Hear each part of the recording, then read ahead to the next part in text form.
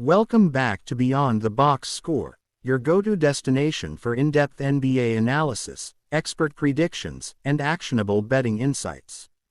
Monday's slate is on the lighter side, featuring just 3 games, but even in smaller slates, there are opportunities to capitalize on matchups, injuries, and player trends. Over the next few minutes, we'll break down every angle of today's matchups, covering team dynamics, key injuries, high-value prop bets, and potential outcomes that could influence your picks.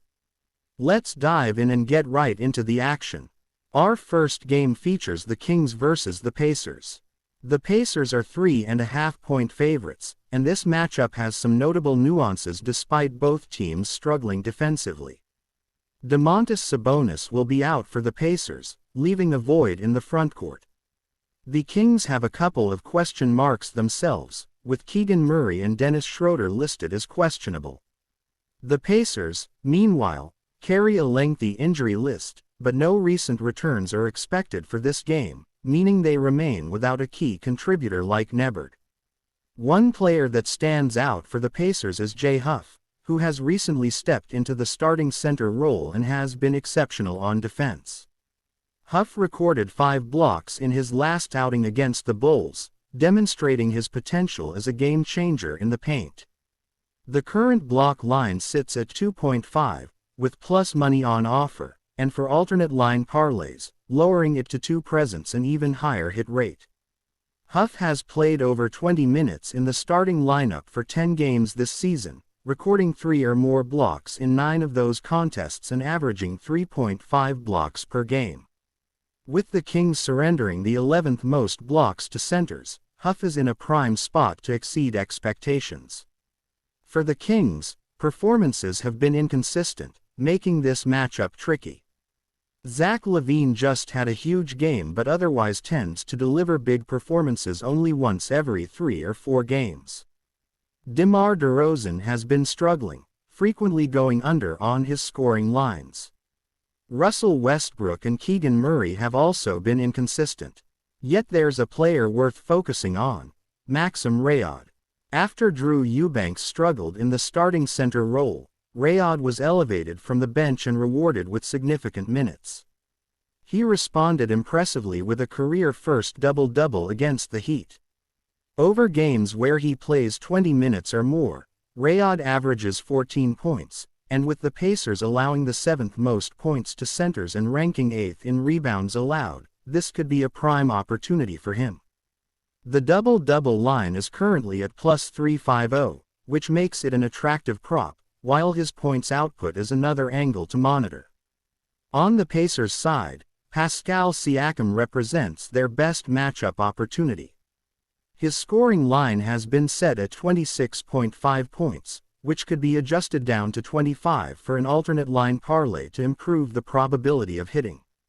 Both teams concede a lot of points, but the Pacers have historically performed better at home. Considering trends, injuries, and home court advantage, my lean here is toward the Pacers, although this remains a closely contested matchup. Moving to the second game, the Suns face off against the Timberwolves. Minnesota enters as a 9.5-point favorite.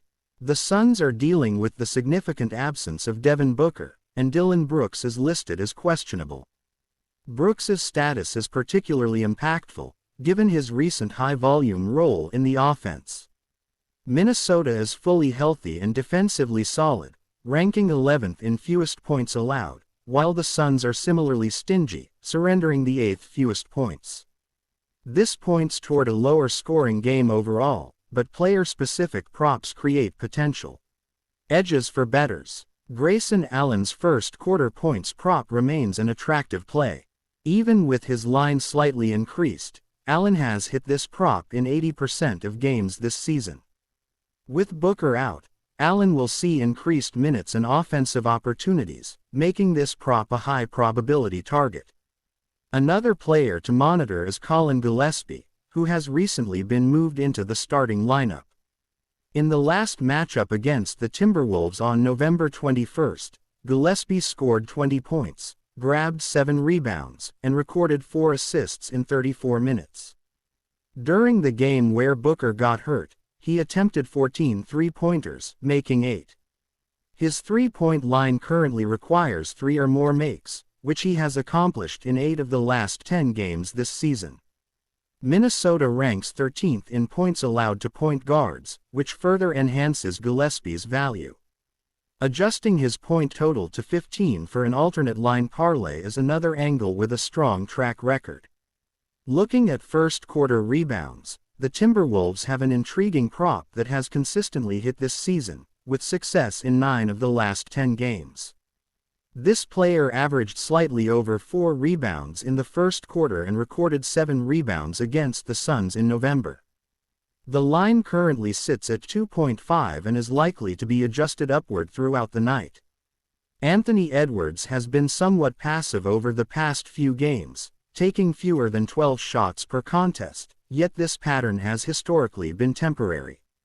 In prior stretches of low-volume play, Edwards has returned to high-scoring performances, averaging around 38 points per game in his bounce-back games. He recently scored 41 against the Suns, signaling a potential return to high-volume scoring.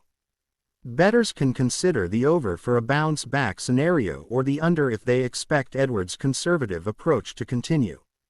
Historical patterns indicate that Edwards rebounds strongly after limited involvement, making this an actionable angle for those tracking prop efficiency. When evaluating team trends, the Timberwolves have been winning games, but typically by narrow margins.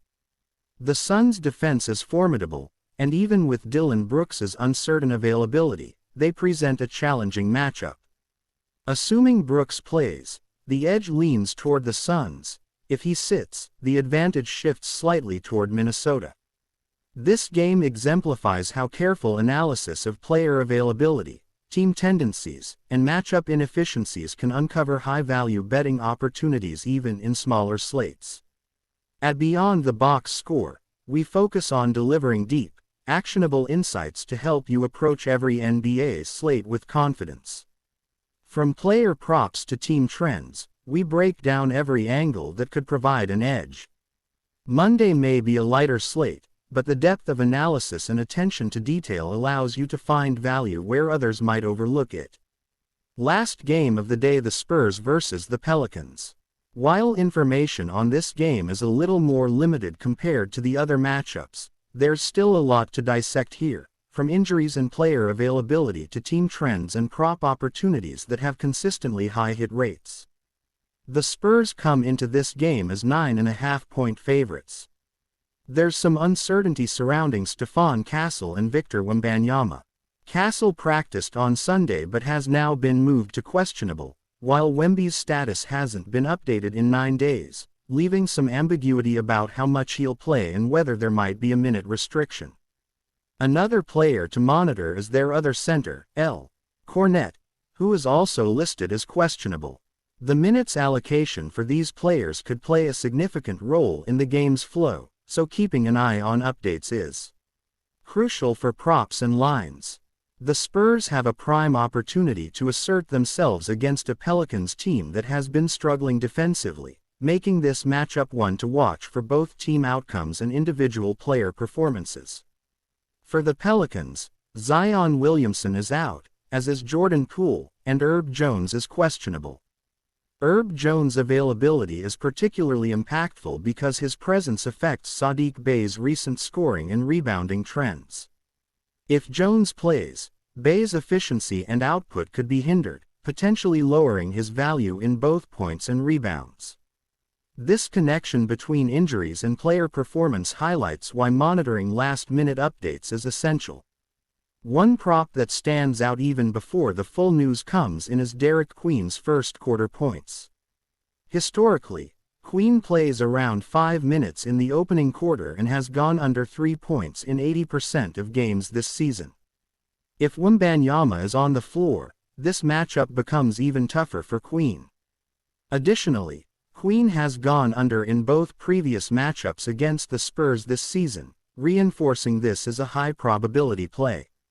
This prop is particularly appealing because it doesn't fluctuate much based on other injuries or minute restrictions, offering a level of reliability in an otherwise uncertain slate. Looking at 𝐏𝐈𝐂𝐂𝐊, his historical performance against the Pelicans this season shows interesting trends. He has recorded 6 and 13 assists in head-to-head matchups, highlighting his ability to impact the game through playmaking. If 𝐏𝐈𝐂𝐂 is available and not limited by minutes, his influence could significantly shape the pace and scoring opportunities for the Spurs. Wembanyama, being closely monitored for possible minute restrictions, may be used cautiously, but even partial participation adds substantial defensive and scoring presence for San Antonio. Given these dynamics, the lean for this game is toward the Spurs. With Zion and Poole out and assuming 𝐏𝐈𝐂𝐂 and Wembanyama play at least limited minutes, San Antonio's defensive edge becomes even more pronounced.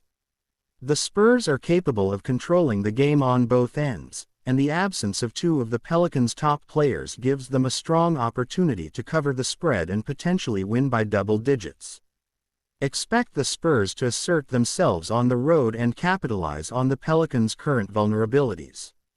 For bettors and prop players, additional analysis will be provided as news comes in, especially regarding minute restrictions and final player statuses. Certain props may become significantly more attractive depending on how much time 𝐏𝐈𝐂𝐂 and Wembanyama see on the floor.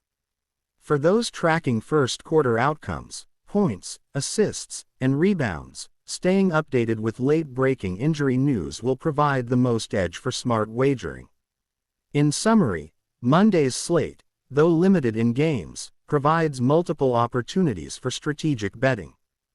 Jay Huff's shot-blocking upside, Maxim Rayed's double-double potential, Grayson Allen's first-quarter scoring, Colin Gillespie's volume, and Anthony Edwards' bounce-back opportunity all stand out as high-probability props.